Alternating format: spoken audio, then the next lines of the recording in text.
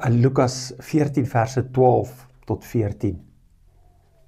Jesus praat hier met mense wat goed doen, omdat hulle wil hê ander moet hulle sien. Wat goed doen, sodat ander aan hulle iets verskuldig is. En ons doen baie keer dieselfde met God. Ons maak asof God ons iets verskuldig is.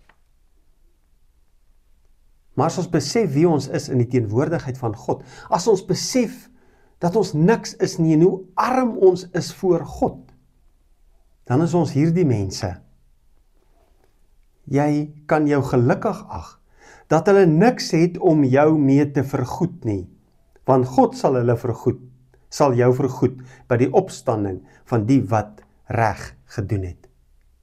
Gaan nie oor wie kan vir my iets doen nie, want God het klaar vir my alles gedoen.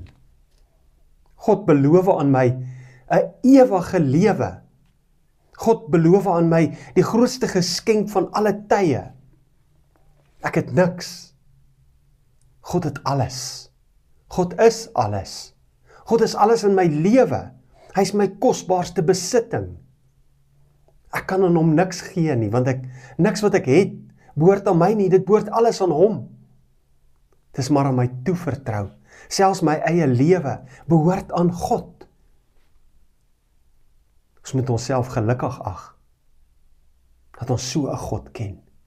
Want hy beskou homself gelukkig, omdat hy ons kon red met sy eie lewe.